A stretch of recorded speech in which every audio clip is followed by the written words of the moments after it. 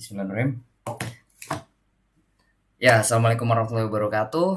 Selamat malam teman-teman dari podcast Mandala. Oke, balik lagi di episode kali ini. Episode kali ini kita akan membahas terkait dengan ilmu keperawatan teman-teman ya. Jadi ini teman-teman podcast Mandala kemarin kan udah ngebahas tentang rekrutmen dari BUMN ya, yaitu tentang rekrutmen di PT Bio Farma Persero.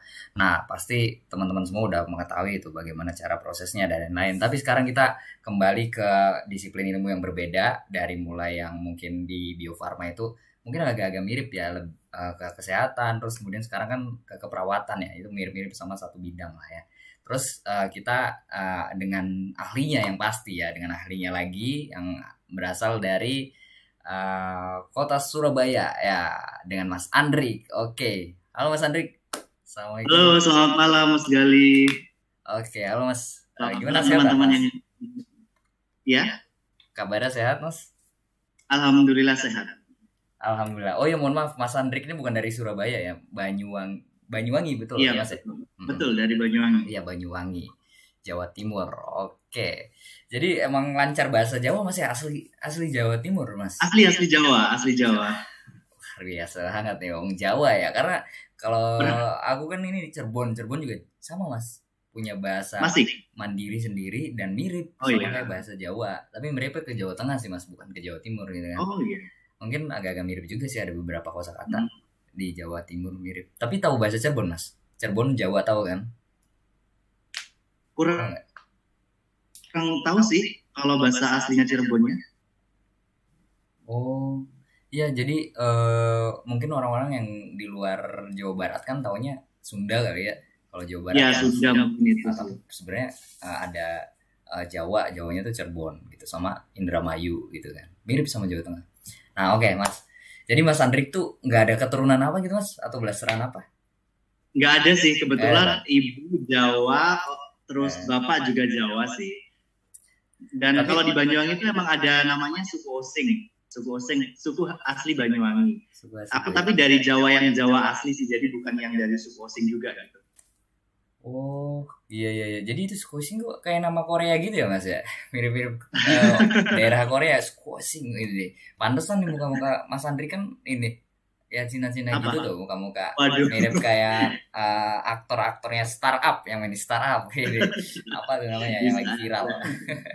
Kirain keturunan sana Mas Andri. Enggak. Nah itu. Mas Andri, jadi ini kan teman-teman mungkin pada penasaran juga nih ya, dari Mm-mm.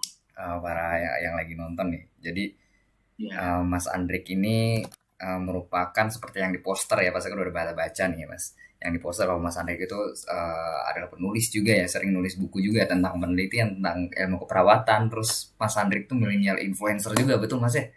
Millennial Insya influencer Allah. ya kan, sama ini ya nurse spesialis. Jadi luar biasa sekali. Nurse spesialis ngambil di ini Mas ya, Airlangga.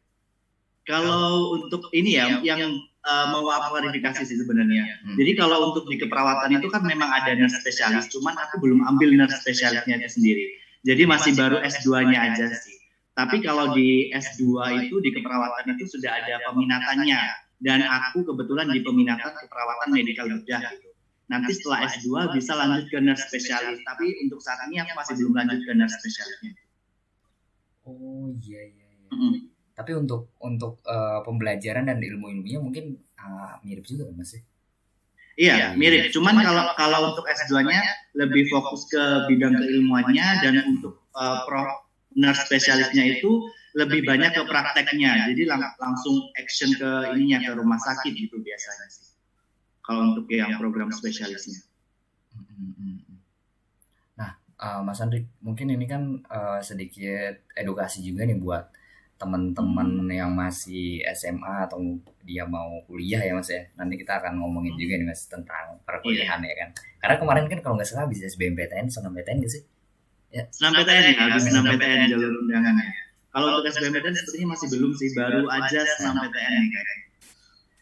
Oh iya SNMPTN ya. Berarti nanti SBMPTN. Iya, Dan SNMPTN. pasti kan itu ada yang mau masuk ke Brawijaya nih ya kan. Mas Andri tuh lulusan Brawijaya teman-teman gitu. Oh, luar biasa sekali kan, karena masuk Brawijaya itu sulit nggak sih Mas? Kompetitif banget nggak? Susah Bener. banget pas waktu Iya. aku itu tahun aku kebetulan aku masuk di S1-nya di Universitas Brawijaya dan itu awal masuk itu pada tahun 2013. Jadi itu pesaingnya sekitaran pokoknya banyak ribuan lah, puluhan ribu karena yang diterima di Brawijaya aja satu angkatan di tahunku 2013 itu sekitaran 10.000 orang yang masuk di situ untuk semua jurusan. Waduh, luar biasa banget ya. Itu banyak banget loh mas. Iya, Lumayan benar itu. banget, Terus banyak banget. itu Mas Andrik senam PTN waktu itu mas? Kalau untuk aku sih kebetulan aku tidak lolos di jalur undangan dan juga tidak lolos di jalur SBMPTN, tapi aku di jalur mandiri. Luar biasa. Justru itu jalur mandiri yang keren banget nggak sih mas? Benar-benar. Jadi jalur mandiri ini kalau di Brawijaya ya jalur adalah jalur yang terakhir. Kalau yang pertama awalnya dulu emang senam PTN, emang udah ambil di Brawijaya, cuman masih belum dapat kesempatan gitu ya. Jadi belum keterima di jalur senam PTN. Waktu itu sempet shock sih, maksudnya kayak ya down lah pasti. Dan aku rasa juga teman-teman di sini yang baru aja mungkin tidak lolos di S6PTN mungkin sama merasakan hal tersebut gitu, mungkin sedih terus tidak punya semangat lagi gitu, padahal masih ada sebenarnya jalur-jalur yang lain. Nah ketika itu aku langsung ikut bimbingan belajar di Malang, yaitu untuk mempersiapkan SBMPTN itu sendiri. Cuman pada waktu setelah selesai di bimbingan kemudian tes di SBMPTN, pas waktu pengumuman nih aku nggak lolos lagi gitu. Akhirnya terus kemudian ya sempat pengen sempat putus asa gitulah. Kenapa sih kok di jalur undangan dan di jalur ujian tulis kok belum lolos gitu. Sedangkan udah tinggal terakhir lagi nih, kira-kira pilihanku kemana nih kalau seandainya aku tidak lolos di PTN perguruan tinggi negeri gitu kan. Akhirnya mencobalah di universitas swasta di Malang juga. Kebetulan itu emang keterima sih di keperawatan juga. Cuman pada waktu itu bebarengan dengan pengumuman di Universitas Brawijaya, pengumuman di jalur mandiri. Aku sampai saking takutnya gitu ya, sampai trauma, sampai nggak berani buka pengumuman sendiri. Jadi dibukain sama temanku pada waktu itu, dan ternyata alhamdulillah aku lolos di jalur mandiri itu sendiri. Malah temanku yang nggak lolos. Waduh, Masya Allah itu emang benar-benar seperti miracles banget ya, keajaiban gitu mas. Iya benar-benar. Benar. Tapi emang sih waktu itu pasti kan semua orang ngerasain mas ya. Semua yang lulus SMA gitu kan, yang ikut tes SNMPTN, SBMPTN, terus UM ya, ujian mandiri, ngerasain banget tuh deg-degan ya mas. Udah belajar benar-benar full gitu ya. Ada yang sampai les GO gitu-gitu ya, terus les apalagi neutron gitu-gitu. Ini nyebut merek sedikit kan tempat-tempat.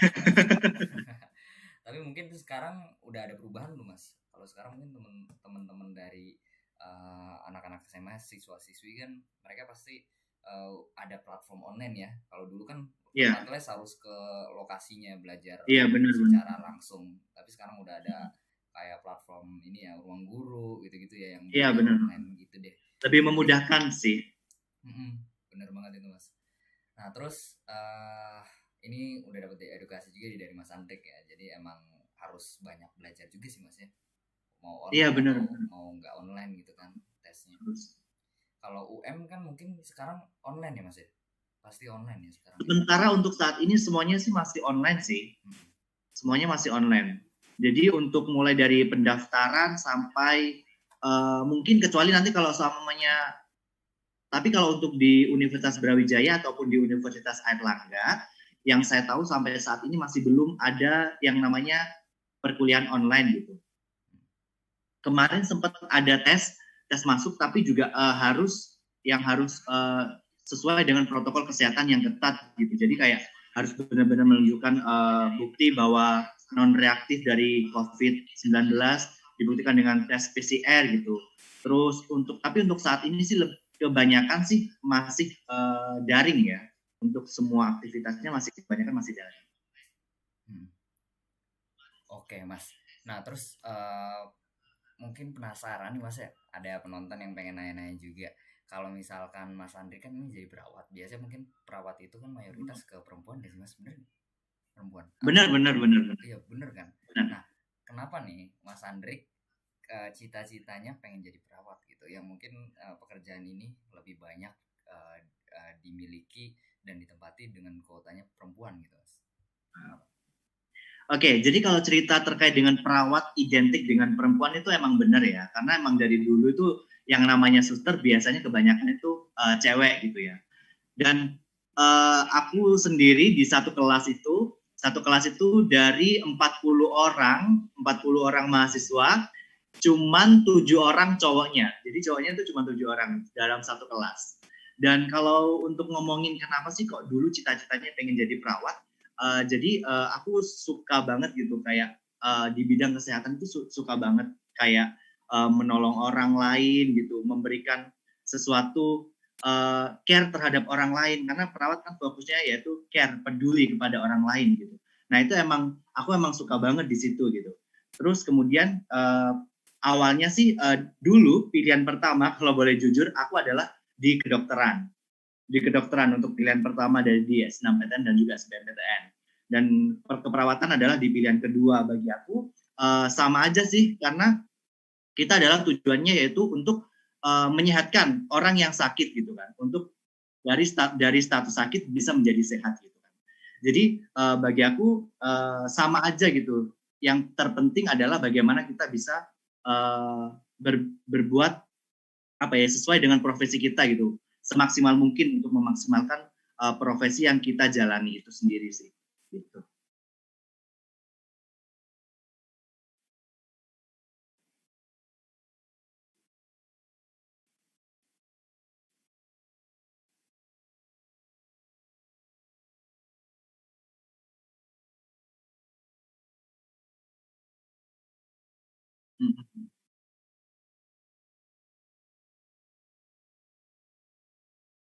Betul, iya benar.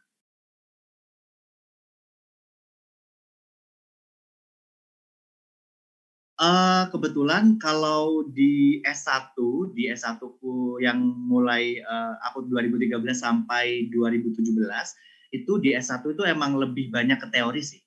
Lebih banyak ke teori. Karena kan kalau di keperawatan itu ada jenjang jenjang pendidikannya itu ada D3, ada D4, ada S1. Nah, kalau untuk D3 ini kan ditempuh dalam waktu 3 tahun, dan ini biasanya lebih banyak ke praktikumnya sih daripada ke teorinya. Kebetulan. Sedangkan kalau untuk D4 ini juga banyak praktikumnya. Biasanya kalau D4 ini adanya di Poltekkes. Kalau D3 ini di stikes-stikes itu tidak ada sih. Kalau di kampus negeri, di Universitas Brawijaya itu tidak ada untuk D3. Jadi jenjangnya untuk perawatan itu di S1. Dan S1 di Brawijaya itu dulu masih fokus ke materi teori gitu. Jadi setelah teori nanti praktikumnya, tapi bukan yang langsung turun ke rumah sakit itu belum. Jadi kita benar-benar yang praktek di rumah sakit itu pada semester akhir di semester 7, yaitu namanya clinical study. Jadi praktek sebelum kita ke profesi nurse. Jadi kalau di keperawatan setelah dari lulus S1 itu nanti masih harus menempuh profesi nurse, yaitu selama 1 tahun. Oh iya Mas. Walah itu banyak banget nih ini nih. Udah dikasih informasi dari Mas Andri. Jadi kalau kuliah di kesehatan itu banyak banget kayak step-stepnya gitu. Jadi nggak lulus S1 nggak langsung selesai. Jadi kita ada ke profesinya terlebih dahulu gitu. Dan untuk mendapatkan sertifikat, yaitu sertifikat layak untuk menjadi nurse. Nanti jadi pas waktu di akhir itu ada uji kompetensinya. Nanti kalau suaminya memang sudah layak, nanti mendapatkan STR, surat tanda registrasi perawat, yang itu bisa dipakai untuk bekerja di rumah sakit. Oke, Mas, tapi nih ya, ini kan ada yang ini sih benar banget nih. Kalau dilihat-lihat yang Mas Andri tadi kasih tahu ada profesinya, terus kemudian ada yang pendidikan S1-nya, tapi ini agak mirip juga nih Mas sama apoteker. Ya enggak sih? Kan ada tuh jurusan apoteker gitu, dan mereka harus ngambil keprofesian apoteker supaya dapat gelar APT gitu. Nah itu pelajarannya tuh ada yang mirip nggak sih Mas? Mungkin ada yang belum bisa ngebedain ya antara ilmu keperawatan terus mungkin ada apoteker dan lain-lain gitu. Jadi gini, kalau selama ini beruntungnya aku kuliah di keperawatan adalah aku belajar terkait dengan obat, yaitu di profesi farmasi ya. Kalau di jurusan apoteker itu jurusannya farmasi. Sedangkan kalau farmasi tidak merawat orang secara menyeluruh, secara holistik. Sedangkan kalau perawat itu menyeluruh gitu. Terus kalau di farmasi ya fokus pada obat-obatan sih setahu saya ya. Kemudian kalau di jurusan gizi nih, saya juga belajar terkait dengan gizi, bagaimana cara memberikan edukasi terkait dengan makanan untuk pasien diabetes nih misalnya. Nah, itu juga belajar di situ gitu. Belajar terkait dengan gizi. Kebidanan pun juga kita pelajarin. Kita juga ada mata kuliah yaitu namanya mata kuliah maternitas. Maternitas itu terkait dengan kalau orang umum itu bilangnya terkait dengan kehamilan kayak gitulah, terkait dengan proses mulai dari hamil sampai melahirkan seperti itu. Kalau di keperawatan sih ada banyak banget sih departemennya yang biasanya dipelajari. Seperti aku sendiri terus ada keperawatan kritis, terus kemudian ada keperawatan anak, keperawatan maternitas, keperawatan jiwa, keperawatan keluarga dan gerontik, keperawatan manajemen. Jadi ada banyak sih kalau untuk lingkup keperawatan itu emang ada banyak.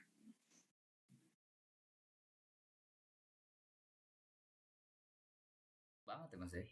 Untuk dari keperawatan itu sendiri ya ibaratnya mungkin emang bener ya Mas ya. Kan ada profesi dan ada kemiripan sama yang apoteker itu, pendidikan apoteker. Betul ya? Cek Mas Gali, mohon maaf nggak ada suaranya. Oh, wait, bentar.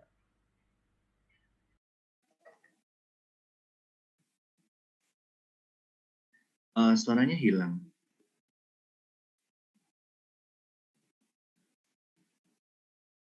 Suaranya hilang.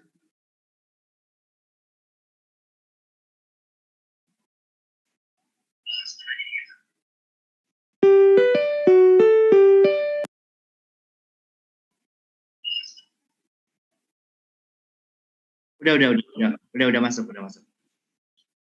Iya. Yeah.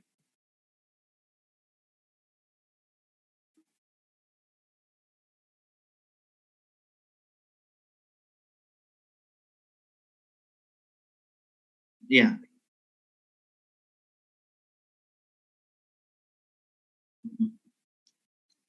Iya, betul.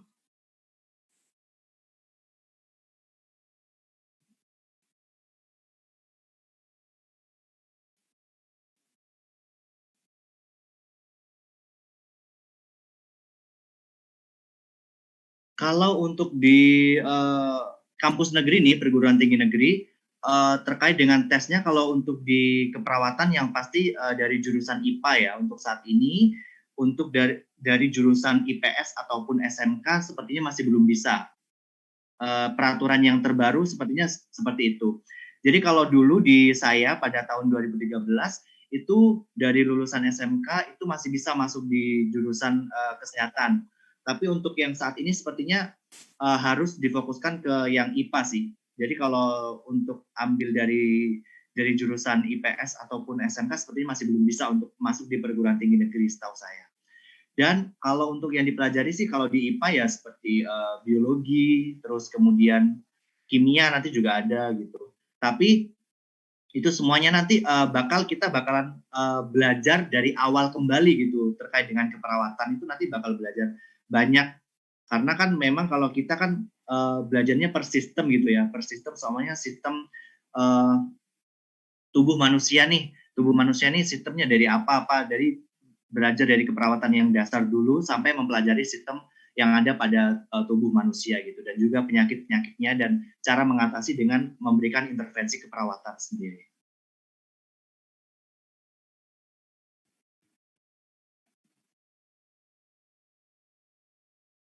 Hmm.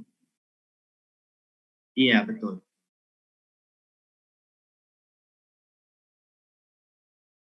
Iya.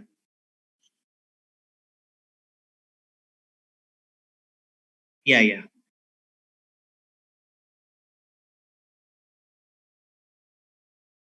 Kalau yang untuk pada zaman saya sih untuk di ujian mandirinya itu banyak ke pelajaran TPA, tes potensi akademik, itu ada, terus kemudian sama bahasa Inggris, sama ada matematika dan juga IPA lah untuk kalau diambil di jurusan kesehatan. Itu yang biasanya keluar. Cuman untuk yang terbaru ini, kalau tidak salah, jadi untuk jalur mandiri bisa diikuti untuk peserta yang sudah mengikuti SBMPTN sebelumnya. Jadi nanti diambilkan beberapa persen dari nilai dari SBMPTN-nya untuk masuk di tes ujian yang mandiri di masing-masing kampusnya itu sendiri. Kalau nggak salah seperti itu, Mas, untuk yang terbaru sih.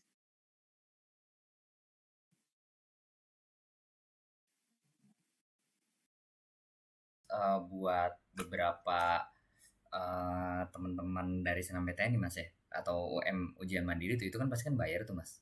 Nah, biasanya kalau misalkan dari dulu kan ada perbedaan harga, ada nggak sih nanti mungkin naik atau gimana gitu dari yang Kalau untuk sekarang? kenaikan sih pasti ya, pasti ada. Untuk kenaikan terkait dengan biaya pendaftaran sampai biaya perkuliahan pun sepertinya sih pasti ada sih setiap tahunnya. Karena juga saya sendiri mulai dari kuliah S1 sampai kuliah S2 pasti setiap tahunnya pasti naik gitu. Kalau untuk saya dulu untuk jalur mandiri sih pada tahun 2013 itu untuk pendaftarannya yaitu sebesar 500.000. Oke, 500.000 ya Mas, itu per... Iya, itu satu kali tes masuk di jalur mandirinya itu 500.000. Oke, kalau gagal tapi tetap bisa ikut lagi kan Mas? Kalau seumpamanya gagal ya berarti sudah selesai, udah nggak bisa. Jadi pilihan terakhir bagi teman-teman kalau seumpamanya memang tidak diterima di perguruan tinggi negeri, saran saya sih jangan stop tidak kuliah ya, lebih baik mungkin kuliah di perguruan tinggi swasta gitu. Karena kalau seumpamanya nanti nggak kuliah kan takutnya ya mau tes lagi tuh ilmunya sudah malas mau belajar bisa jadi gitu kan, kayak itu. Terus kayak persiapannya tuh nanti lebih ini lagi sih, jadi better dipakai waktunya kalau nggak gitu emang ya mungkin dipakai buat les atau apa kayak gitu. Oke, iya bener banget tuh Mas, betul. Ini buat edukasi teman-teman yang malas kuliah gitu ya, atau anggapnya kalau kuliah itu kan sekarang kan ada doktrin tuh Mas, kalau misalkan kuliah nggak penting, iya bener nggak penting ya maksudnya kalau buat orang-orang yang kuliahnya cuman kuliah pulang ya enggak sih ya kan kuliah kan kita iya harus fokus gitu, jangan sampai kuliah cuma dapetin gelar enggak sih Mas, nanti pas lulus mau jadi apa dong ya enggak sih, kan banyak loh pasti ada nih ya di Brawijaya, nggak tahu sih ini kan sedikit buka kartu as ya di semua universitas sih menurutku ya nggak sih Mas, semua universitas terus ada tuh. Jadi pernah aku punya temen SMA Mas, dia masuk ITB. Nah kan ITB tuh emang jarang banget kan yang masuk ITB, di SMA kita ada yang masuk ITB tuh kayak bener-bener viral, wih gitu ya gitu kan. Nah tapi dia tuh masuknya jalur undangan SNMPTN, jadi mungkin kayak keberuntungan ya nggak sih beruntung gitu kan, dan dia satu-satunya yang masuk ITB. Terus ketika udah jalan di 2 semester 3 semester dapat kabar lagi dong kalau orang ini cerita beneran ya, nggak dibuat-buat, orang ini tuh di DO gitu dari ITB di DO serius gitu. Dan emang kalau misalkan dilihat dari kapabilitas dia ya di jurusan itu, dia nggak punya sama sekali gitu kemampuan di jurusan itu, apalagi misalkan orangnya mager-mageran gitu-gitu kan. Nah dia di DO loh, itu bayangin nggak gimana nggak malu gitu kan sekolah, terus di backlist lagi kan karena di DO sekolah, di backlist sekolah aku kan ya, nggak perlu nyebutin nama sekolah akunya ya, pokoknya di backlist. Jadi nggak ada lagi Mas yang masuk ke jalur SNMPTN gara-gara ada yang di DO.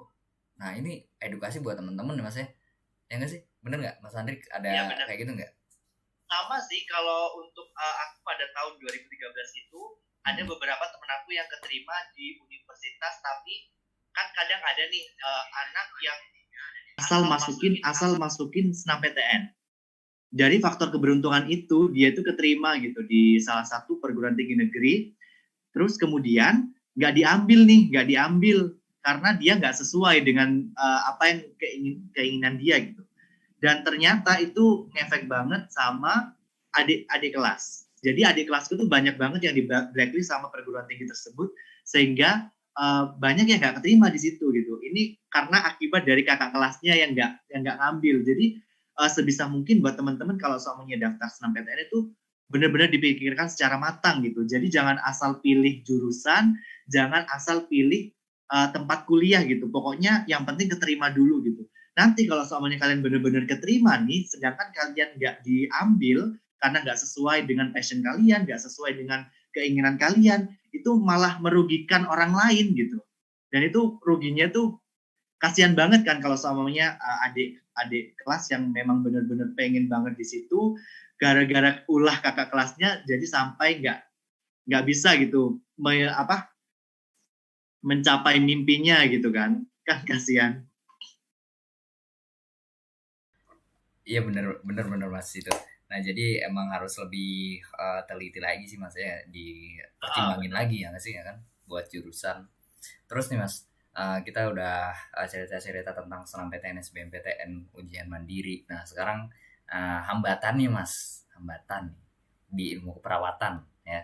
Maksudnya di ilmu keperawatan nih hambatan sama mungkin rintangannya juga ya. Apa sih yang paling terbesar lah yang pernah dialami Mas Andri? Mas Andri kan S1 ilmu keperawatan juga, terus S2 juga kan, apalagi S2 nih pasti banyak banget gak sih? Karena aku juga ngalamin nih Mas. Itu tugas-tugasnya levelnya tuh kayak ibarat dari level 1 ke level 5 lah tugasnya S2 tuh ya. Nah itu gimana Mas? Rintangannya. Jadi gini, kalau aku tuh orangnya termasuk orang yang pengennya sih nggak cuma fokus di salah satu aja. Jadi selama kuliah pun aku mencoba untuk bagaimana caranya untuk bisa mendapatkan skill di luar keperawatan gitu. Contohnya kayak aku ikutan duta ataupun nge-MC, mempunyai kegiatan lain di luar keperawatan. Padahal sebenarnya mahasiswa keperawatan ini sibuk banget nih. Karena kalau kita nih biasanya ada praktikum, kemudian ada kuliahnya juga full banget gitu kan, dan juga biasanya kita juga ada ujian OSCE, ujian praktikum yang untuk menentukan gitu kita lulus mata kuliah itu atau tidak gitu, dan itu susah banget, kadang kita sampai menghafalkan standar operasional prosedur untuk melakukan tindakan ini, misalnya tindakan pemasangan infus mulai dari awal sampai akhir itu harus benar gitu. Kalau salah satu aja langsung kita harus remedi gitu, atau kalau enggak ngulang gitu. Nah, itu tuh benar-benar yang susah banget bagi aku untuk apa ya? Disusahnya tuh di situ sih, kalau kita memang tidak bisa membagi waktu. Tapi kalau kita bisa membagi waktu dengan baik, bisa memanfaatkan waktu dengan baik, kita bisa loh dapat, nggak cuman yang tadi katanya Mas Gali itu, yang terkait dengan mahasiswa kupu-kupu kuliah pulang. Tapi kita bisa mendapatkan skill yang lain yang tidak kita dapatkan di bangku perkuliahan. Salah satunya yaitu bagaimana kita, kalau aku dulu sejak di Malang biasanya udah aktif di organisasi atau apa, terus kemudian biasanya juga nge-MC gitu, nge-MC tiap hari Sabtu atau Minggu, karena kebetulan kalau Sabtu atau Minggu kan emang tidak ada kuliah. Nah, aku manfaatin waktu itu untuk nge-MC gitu, untuk mencari skill yang lain gitu. Jadi supaya nanti pas waktu udah lulus tuh aku nggak cuma punya satu skill aja, tapi punya banyak skill gitu.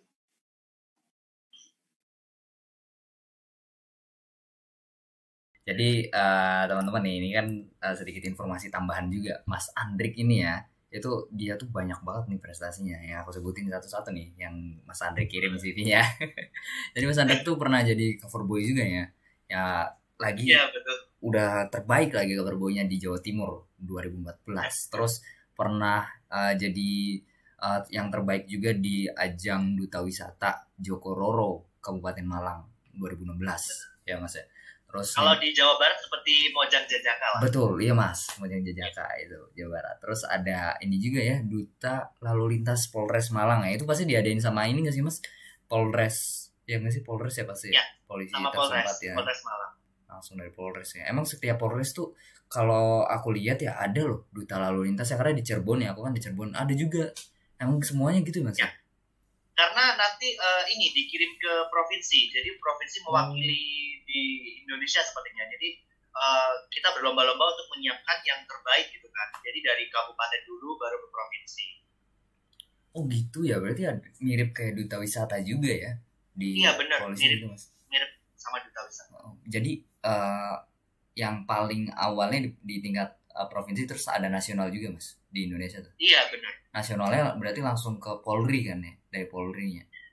Sepertinya sih seperti itu sih, karena memang aku nggak sampai ke provinsi, jadi karena memang cuma di top 5 aja, karena memang nggak nggak menjadi winernya ya pada waktu itu. Jadi belum bisa dikirim ke provinsi gitu, cuman sampai di kota aja, di kabupaten aja. Iya.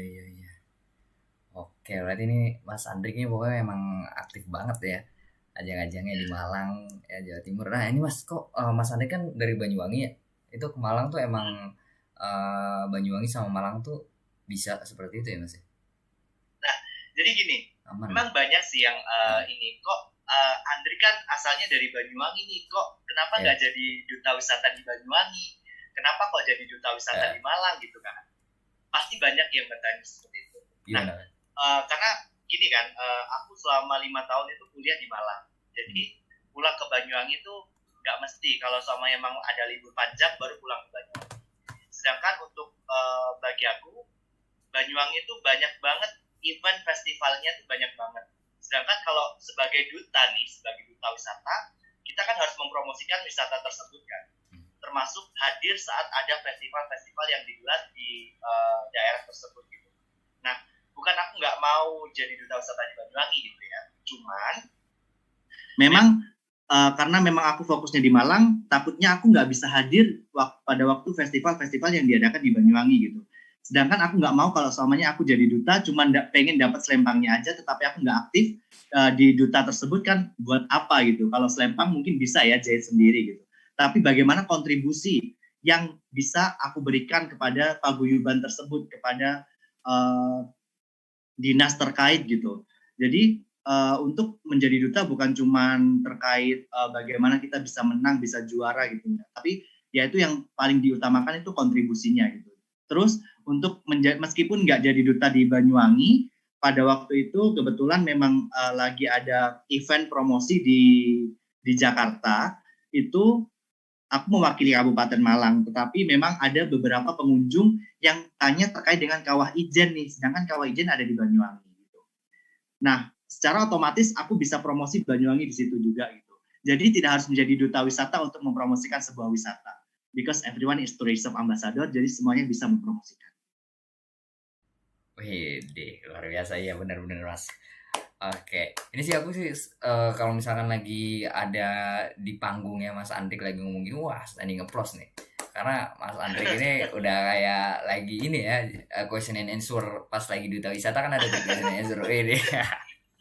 Ya tapi mantep sih Mas asli. Emang bener kan mungkin ada beberapa orang juga yang pasti banyak yang bertanya-tanya kan kalau duta wisata kan harus dari daerahnya kan ya. Daerah aku Cirebon pasti duta wisata Cirebon gitu-gitu ya. Pasti bertanya-tanya banyak orang gitu. Cuman terus, ya balik lagi. Juga kalau Mas Galih ini aku di situ juga nampilin di CV aku ikut di Putra Putri Bahari Indonesia. Nah, di Putra Putri Bahari Indonesia itu aku tidak mewakili Jawa Timur juga. Aku mewakili provinsi Bali pada waktu itu. Bali. Wah, iya. Masya Allah. Nah, tapi emang balik lagi ke kontribusi sih sebenarnya Mas. Ya nggak sih? Iya benar. Bukan masalah kita dari wakil mana gitu, emang betul sih.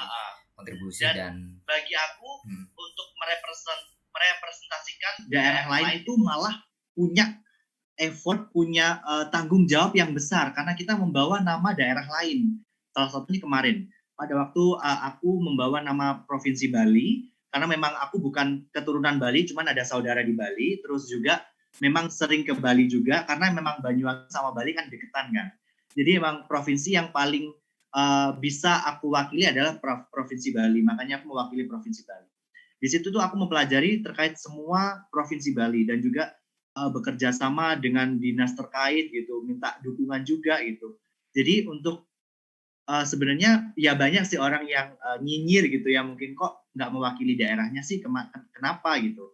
Padahal kalau kita mewakili daerah lain itu malah kita punya tanggung jawab yang besar untuk hal tersebut gitu, yang orang lain tidak tahu.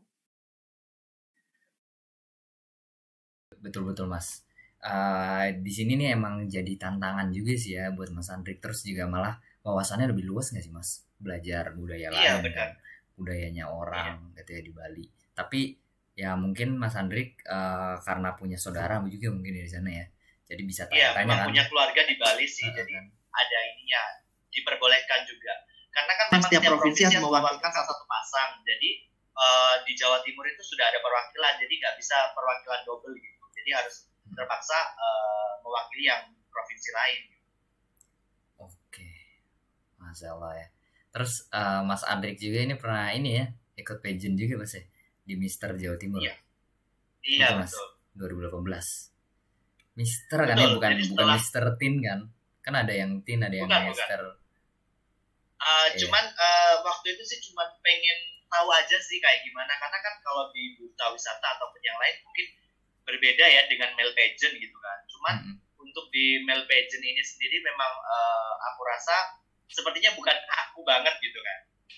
Jadi ya cukup untuk sebagai pengalaman aja sih di male pageant ini. Karena memang kalau male pageant sih lebih banyak sih, selain brain juga yang harus diperlihatkan memang kan terkait dengan bodinya ya, yang berbadan bagus gitu kan. Karena untuk memperlihatkan bahwa dia sehat gitu kan. Jadi ya itulah, kayak bukan aku banget gitu. Kalau untuk yang aku lebih ke duta wisata aja. Cuman kemarin tuh memang pengennya sih cari pengalaman aja di situ. Iya betul Mas. Emang bener sih, itu perbedaan duta wisata terus sama male pageant gitu ya Mas ya. Karena kan sekarang semakin banyak juga nih ya male pageant yang baru ya gitu kan. Tapi kan mungkin lebih eksklusif lah duta wisata itu kan. Dipegangnya langsung sama dinas dan pemerintah kan. Gitu Mas ya. Nah, terus Mas Andrik juga pernah ini ya ikutan exchange program di University Malaya. Itu di Malaysia, bener nggak Mas? Benar. Malaysia kan 2019. Baru sih. Itu pada saat udah S2. S2 itu kebetulan ya April, berangkatnya bulan April tanggal 1 2019 itu ada kesempatan gitu buat pendaftaran pertukaran pelajar ke Malaysia. Jadi di sana benar-benar mendapatkan banyak sekali pengalaman sih Mas. Kita bisa tahu terkait di sana pembelajaran S2-nya seperti apa, terus kemudian terkait di rumah sakit di Malaysia dengan di rumah sakit di Indonesia itu seperti apa gitu. Jadi kita itu bisa tahu, bisa compare mana nih yang kira-kira bisa diaplikasikan di Indonesia kayak gitu. Salah satunya nih yang pelajaran yang aku dapat dari University Malaya tuh, kalau di sana S2 mahasiswanya itu cuman 7 orang. Mahasiswa S2 keperawatannya cuma 7 orang. Sedangkan kalau di Indonesia, di angkatanku sendiri aja ada sekitaran 90-an lah, banyak banget. Jadi banyak ya. Jadi kayak kalau di sana kayak lebih eksklusif, lebih enak gitu kan. Kalau semuanya cuma beberapa orang aja. Cuman ya kekurangannya kalau semuanya kita kerja kelompokan ya itu aja sih gitu kan. Kurang personil gitu kan. Kayak gitu sih kalau untuk terkait dengan exchange-nya itu. Oke, ya benar sih Mas. Tapi ini kan pengalaman yang banyak orang pengen juga Mas ikutan nih exchange program. Tapi caranya itu kan nggak gampang kan pasti Mas. Ada perjuangan ya Mas ya. Ya entah itu perjuangan urus administrasinya. Biasanya kan mentok di administrasi tuh. Urus administrasi, ngurusin bahkan ke tahap pendaftaran aja tuh udah. Juga pakai TOEFL. Iya kan, males kan. Biasanya orang kan males ke tahap pendaftarannya. Karena wah ribet gitu ya. Nah, motivasinya apa Mas? Supaya bisa yang lagi jalan S1 pasti siapa sih yang nggak mau keluar negeri ya Mas ya? Ya kan pasti pada mau juga kan dikasih kesempatan keluar negeri. Gimana Mas motivasi buat adik-adik ini? Jadi karena memang dulu pada saat S2 itu ada sekitar 30 orang yang exchange, cuma dibagi menjadi 3 gelombang. Jadi per gelombangnya itu sekitar 9 sampai 10 orangan gitulah. Terus yang awal-awalnya itu kan memang di pendaftarannya itu ada seperti seleksi gitulah ya. Terus seperti kayak menyerahkan terkait dengan TOEFL-nya berapa, ada TOEFL yang harus inilah. Terus kemudian juga administrasi, biasanya juga ada interviewnya juga gitu. Untuk kalau exchange, dan interviewnya itu biasanya menggunakan bahasa Inggris. Jadi buat teman-teman, jadi ya kalau misalnya memang mau persiapan pengen ke luar negeri, ya perbanyak latihan bahasa Inggris sih. Jadi nanti kepada waktu interview itu enak gitu. Dan kalau semuanya menggunakan bahasa Inggris itu menjadi poin plus. Apalagi mungkin kalau S1 ya, kalau S2 itu kan kalau bahasa Inggris memang kita sering banget ya Mas Gali ya menggunakan bahasa Inggris, karena kita juga hubungannya sama jurnal-jurnal, tiap hari makanannya jurnal. Jadi sudah sudah menelaah yang namanya bahasa Inggris gitu. Kalau untuk S1 mungkin lebih mempersiapkan terkait dengan bahasa Inggris, belajar mulai sekarang. Jadi nanti kalau semuanya ada rekrutmen untuk exchange itu enak, bisa siap gitu.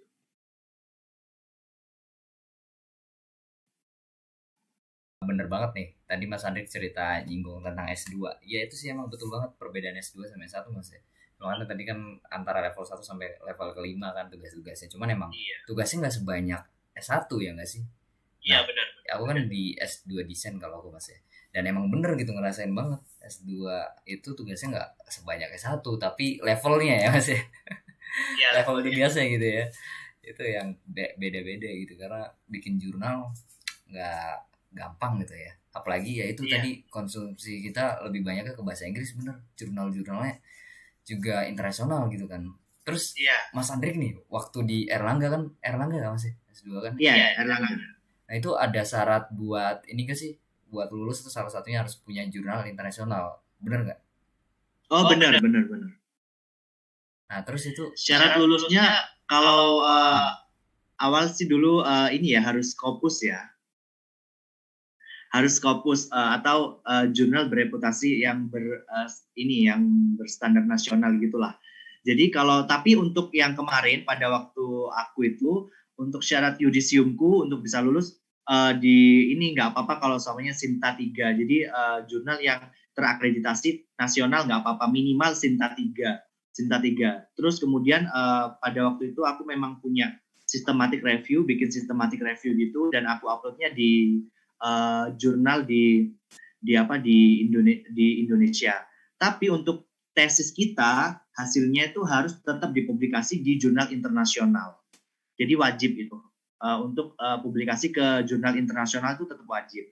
Maksudnya kalau untuk persyaratan yudisium itu bisa untuk di minimal di Sinta 3 jurnal terakreditasi nasional itu bisa. Tapi kalau untuk yang buat tesis itu wajib banget nantinya diupload di jurnal yang Scopus atau jurnal internasional. Karena memang kalau kita upload di jurnal internasional tuh biasanya sih minimal sih biasanya kan sekitar 6 bulan, 3 bulanan gitu, 3 bulan sampai 6 bulan atau bahkan lebih. Itu kan apalagi kalau samanya kita S2 itu singkat banget kan 2 tahun. Kalau samanya kita menunggu publikasi tersebut, kita nggak nutut gitu. Kita bisa molor kuliah kita gitu. Selesainya bisa molor cuman gara-gara nunggu jurnalnya keluar gitu. Makanya diperbolehkan di jurnal yang nasional. Iya benar-benar Mas. Jadi untuk sementara sih emang di nasional yang apa Sinta 3 itu ya. Sinta 3 itu tuh dia di website atau gimana cara daftarnya Mas? Untuk cara daftarnya kalau aku sih di beberapa seperti di universitas beberapa universitas memiliki jurnal ya, memiliki jurnal universitas atau jurnal fakultas gitu. Salah satu contohnya nih kalau di Universitas Erlangga itu punya namanya Jurnal Nurse. Jurnal Nurse ini untuk semua dari perawat semuanya bisa upload jurnal di situ. Soalnya kita punya penelitian nih tentang keperawatan, boleh diupload di Jurnal Nurse. Di Jurnal Nurse itu Sinta 2. Kalau di Jurnal Nurse Sinta 2. Nah, ini persyaratannya kalau di Jurnal Nurse itu seperti biasanya nanti itu ada template-nya. Pertama kita daftar terlebih dahulu. Untuk bisa submit kita harus daftar terlebih dahulu, kemudian nanti direview kalau suaminya ini, terus nanti ada terkait dengan biayanya sekitaran mungkin berapa ya, di atas 500.000 lah kalau di Jurnal Nurse untuk uploadnya. Terus kemudian nanti apabila memang ada feedback dari reviewer, kita nanti merevisi, terus kemudian kita submit kembali gitu. Terus nanti kalau sudah berarti bisa diterbitkan jurnalnya.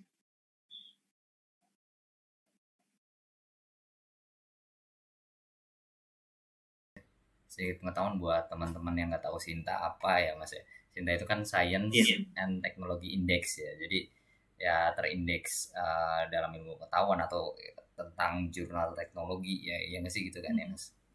Nah tapi selain Sinta tuh itu selain Sinta biasanya tuh ada minimal lain nggak Mas di Airlangga untuk S2-nya? Terkait apa nih, publikasi atau yang persyaratan lain buat kelulusan? Persyaratan yang buat kelulusan itu. Kalau persyaratan buat kelulusan selain publikasi, itu juga yang pasti menyelesaikan tesis ya, tugas akhir itu pasti ya, wajib ya. Terus kemudian juga ada syaratnya yaitu TOEFL juga, terus melengkapi data-data yang lain itu sih biasanya. Sudah yudisium gitu. Untuk persyaratan yudisiumnya harus sudah lengkap, terus kemudian baru bisa lulus. Terus kemudian kalau di kita juga kalau di Fakultas Keperawatan aja sih, baru di Fakultas Keperawatan Universitas Airlangga.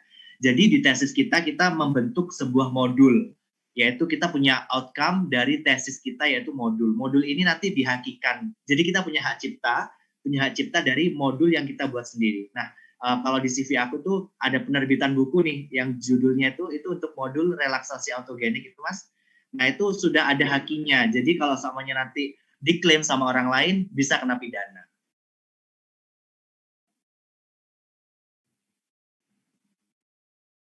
Kita ngomongin haki nih. Ini ngomong-ngomong haki, kita beda pembahasan lagi. Gimana sih cara ngehakiin, Mas? Kalau untuk ngehakiin yang pertama sih kalau di fakultasku itu pertama harus melewati ISBN. ISBN itu kayak pendaftaran nomornya terlebih dahulu. Jadi ada kayak kita formatnya kayak dari buku kita itu apa yang mau dihakikan itu dikonsulkan dulu, disubmit dulu untuk dimasukkan di nomor untuk diterbitkan nomor ISBN-nya sebelum dihakikan. Jadi nanti dicek terlebih dahulu terkait dengan plagiasinya itu dari bukunya tuh kira-kira ada nggak sih plagiasinya di situ. Terus kemudian pokoknya harus dengan sumber yang jelas lah, pokoknya intinya kayak gitu. Terus habis itu nanti kalau sudah terbit ISBN-nya baru kita mengisi terkait dengan haki. Karena kalau di haki itu sendiri kan kalau di modulku kebetulan juga kan memang ada banyak ya penulisnya, nggak cuma aku aja, tetapi ada dosen pembimbing. Terus kemudian juga untuk terkait aku untuk menerbitkan modul itu sendiri, kebetulan memang tesis aku adalah di judulnya yaitu efektivitas relaksasi autogenik dan terapi musik religi untuk mengatasi kecemasan dan stres pada pasien kanker serviks yang menjalani kemoterapi. Nah, itu untuk sebelum menjadikan modul itu harus konsultasi pakar terlebih dahulu, Mas. Jadi kita konsul kepada pakar yang memang sudah expert di bidangnya, terus kemudian nanti minta tanda tangan semua penulis, di situ baru diajukan untuk hakinya. Kalau sudah menunggu beberapa hari, hakinya keluar. Kalau di UNER sih, untuk pendaftaran haki free, gratis. Kalau di UNER ya, kalau dari mahasiswa luar UNER sih mungkin berbayar sih sepertinya. Wah, lah iya ya. Jadi itu bagus banget sih fasilitas seperti itu, Mas ya. Karena orang-orang mungkin yang nggak sadar nih, Mas ya, yang sering bikin jurnal, terus yang bikin apa novel ya, semacam jurnal novel dan uh, karya ilmiah lainnya gitu, Mas ya. Iya. Tapi itu kan gampang banget nih di copy paste, dicuri, diambil ya kan. Itu kan gampang banget. Jadi kalau misalnya udah punya haki, enak ya, Mas ya. Ya nggak sih? Iya. Kita enak banget. Kita benar-benar udah ada kayak pelindungnya gitu ya, tameng. Iya benar. Ya, gitu kan. Udah ada payung hukumnya gitu, udah ada payung. Iya kan.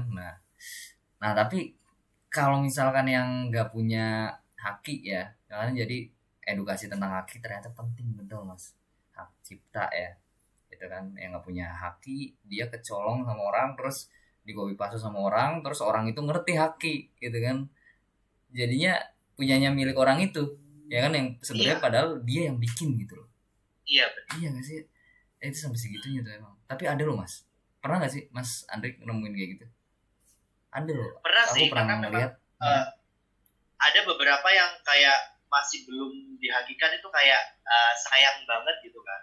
Jangan kalau memang karya hasilnya dia, kalau samanya dicuri atau ini oleh orang lain kemudian dihakikan gitu kan, kasihan kan, udah jerih payah kita cari referensi banyak dari jurnal, dari buku gitu kan, terus kemudian dia diklaim oleh orang lain gitu ya, pasti sakit hati, pasti kecewa, pasti ya sedih lah pokoknya. Makanya dari itu buat teman-teman kalau memang soal punya buku nih, mau nerbitin buku apapun itu, buku terkait pendidikan ataupun buku yang lain, sebisa mungkin harus segera dihakikan. Jadi kalau kita sudah punya hak itu lebih enak gitu, lebih aman gitu. Jadi kita sudah gak takut lagi gitu kalau soal karya kita dicuri orang gitu. Karena ada pidananya kalau soal memang orang tersebut mengambil karya kita.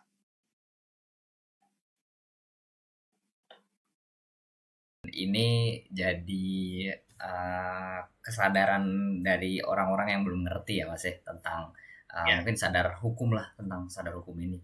Sadar hukum sekarang tuh emang penting banget sih Mas. Kalau kita salah langkah ya padahal sebenarnya itu masalah sepele ya, kayak misalnya haki gitu-gitu kan, kita salah langkah kayak copy paste, mau bikin karya copy paste kita nggak ngerti hukum, terus tiba-tiba itu udah punya haki tuh karya yang kita copy paste Mas ya, terus kita nggak kasih, nggak dicantumin di ini lagi apa namanya daftar pustaka, iya referensi atau daftar pustaka, dan nggak ditulis kutipan dari mana gitu-gitu ya kan, ya udah tuh kena ya nggak sih, bisa kena kan yang kayak gitu-gitu Bisa. makanya Mas. Dan ISBN berapa hari sih Mas ISBN terbitnya tuh setelah pendaftar? ISBN sekitaran 2 mingguan sih biasanya. 2 minggu ya, itu kayak dikoreksi gitu ya, misalnya di scan apa aja ya, plagiarisme. Iya oke, nggak begitu jadi lama kalau sih total untuk dari ISBN sama haki ya paling lama sih 2 bulan, paling cepat sekitar 1 bulanan. Oh iya oke ya, yang nggak begitu lama lah, sambil nunggu ya, sambil berkarya lagi ya sambil gitu Mas ya nggak sih. Nah Mas Andri, kita ternyata udah ngobrol sekitar 45 menit Mas. Wah wow, 48 Mas, 48 ternyata. 48 menit. Wah Masya Allah, ini emang edukasi semua lah yang kita obrolin ini tentang ilmu keperawatan. Terus tadi kita bahas tentang penelitian juga ya sama Mas Andrik. Nah Mas, ini kita mungkin udah di sesi akhir aja nih. Udah terakhir, teman-teman pasti udah dapat banyak banget nih Mas ya dari Mas Andrik. Mungkin sekarang ke closing Mas nih. Aku mau nanya ke Mas Andrik ya, closing dari Mas Andrik. Ini motivasi Mas Andrik, misalkan ketika waktu itu bisa diputar Mas. Bayangin waktu itu bisa diputar. Nah bayangin kalau misalkan Mas Andrik orang ngelihat orang manggil nama Mas Andrik nih ya. How do you want to be remembered as saat orang mengatakan nama Mas Andrik? Gimana Mas? Waktu bisa diputar, orang memanggil aku gimana gitu? Oke. Kalau soalnya waktu bisa diputar, orang memanggil nama aku ya aku sebagai aku sih, kalau menurut aku yang saat ini sih.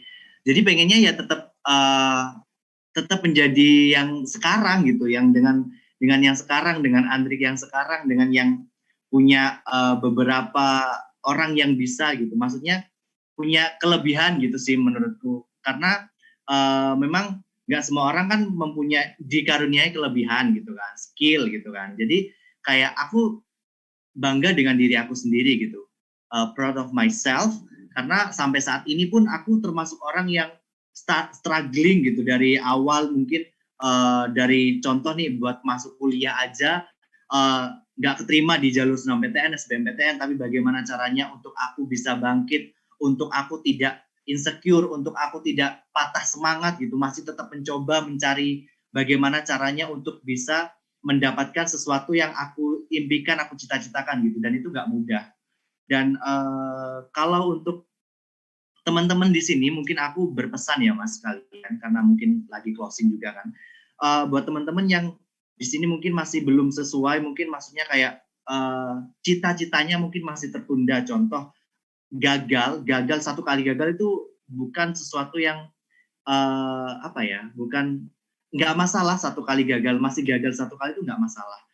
Boleh kok dicoba gagal lagi itu menjadi hal yang wajar gitu. Kegagalan untuk menjadi sebuah kesuksesan itu adalah sesuatu hal yang wajar. Asalkan kita jangan patah semangat, kita tetap mau belajar, berdoa, dan berusaha sih yang terpenting itu sih. Untuk bagaimana caranya supaya kita bisa mendapatkan apa yang kita cita-citakan, apa yang kita inginkan.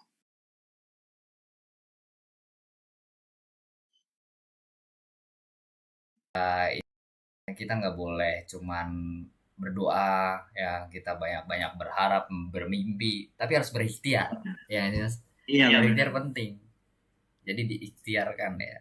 Nah Mas, ini kayak udah kenyang Mas, dari teman-teman yang mungkin nanti akan berkomentar, mungkin ada komentar-komentar lagi nih biasanya mas, karena kemarin juga di podcast sebelumnya tuh ada lagi nih komentar numpuk. Nah nanti kalau misalnya ada yang mau nanya diskusi tentang ilmu keperawatan mas ya, lebih detail lagi di mungkin sama Mas Andrik dielaborasi lagi lah, itu bisa ke IG-nya Mas Andrik ya. Boleh langsung aja menghubungi di Instagram aku di DM. Nanti bisa langsung DM aja. Nah, tapi dibales nggak nih mas? Kan Mas Andrik kan followersnya banyak nih. Pasti dibales. Like-nya aja banyak tuh Mas Andrik. Followers banyak. Ini. Pasti dibales. Luar biasa kan. Influencer Mas Andrik ini, jadi banyak followersnya nanti numpuk loh, hati-hati. Dari aduh, lebih banyak kan Mas Gali nih kayaknya. Ya saya Mas Andrik. Udah support dulu mas. skip kita gak ngomongin support, nantinya kebuka kartu as kita. bongkar nih. Nah itu jadi nanya-nanya bisa ke Mas Andrik mas ya, itu di DM gitu. Jadi teman-teman yang nonton podcast ini mayoritas anak-anak muda juga mas, ada yang mahasiswa ya, ada yang masih SMA juga ada nih yang suka nonton podcast ini. Jadi bisa ke Mas Andrik, atau kalau misalnya mau komen di kolom komentar YouTube-nya itu nggak jadi masalah mas ya, nanti tinggal aku sambil ngomong ke Mas Andrik lewat WA, terus nanti aku balas di YouTube gitu teman-teman. Nggak apa-apa kalau misalnya mau komen di kolom komentar. Iya, karena kemarin memang ada juga yang beberapa diskusi juga melalui DM, karena memang saat ini memang aku pas respon banget sih kalau di Instagram. Jadi kalau tanya terkait dengan keperawatan juga boleh banget sih. Kalau soalnya mau tanya apapun boleh banget DM. Nawarin job juga boleh DM.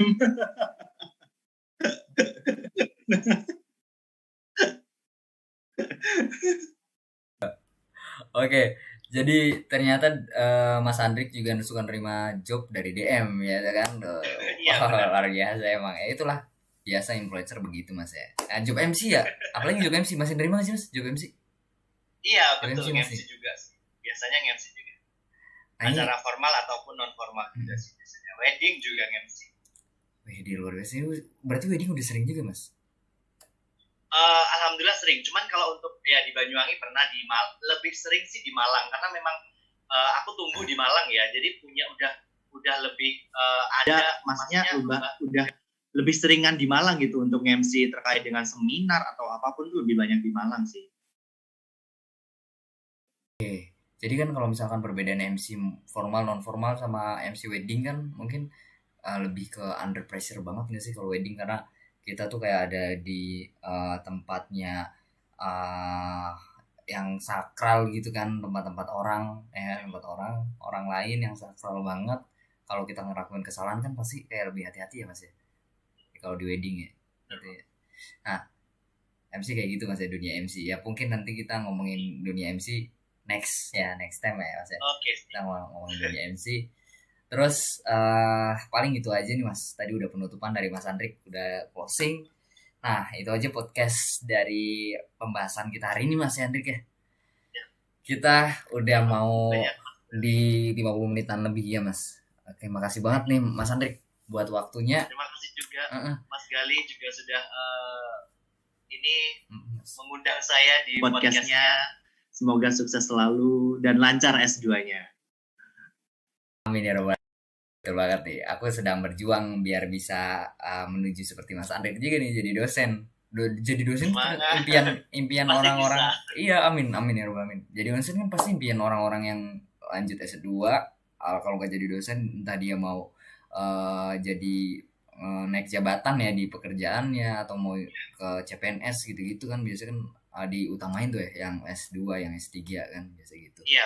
Benar kan mas, dan emang sih itu impian orang-orang kan buat jadi dosen juga, dan gak gampang jadi dosen. Ribet gak sih mas? Kenapa? Pasti kan lumayan ribet rekrutmennya ya kan? Oh iya lumayan sih gitu, pasti kan? ada psikotesnya juga gitu, interview gitu. Cuman kalau semuanya kita punya pengalaman nih, nah ini adalah positifnya dari Duta itu kan biasanya kita sering banget interview. Pas waktu kita interview kerja kita udah biasa karena kita sudah pernah sebelumnya gitu. Itu adalah manfaat yang aku rasakan pada waktu mau masuk kerja. Iya bener mas. dan itu jadi berarti kayak aduh kita kayak nggak perlu banyak persiapan banget, mungkin yang kita persiapin adalah kesehatan ya, lebih ke kesehatan dan uh, ini ya materi apa sih yang mau kita sampaikan gitunya kan ya, tinggal nanti selebihnya improve ya mas ya. Itulah pentingnya Nah, kita buat cari pengalaman ya mas. Gimana mas? buat teman-teman kalau semuanya tidak lulus di SNMPTN atau SBMPTN ataupun jalur mandiri, boleh kalau mau kuliah di Stikes Banyuwangi Di keperawatan, kalau mau menjalani keperawatan boleh banget.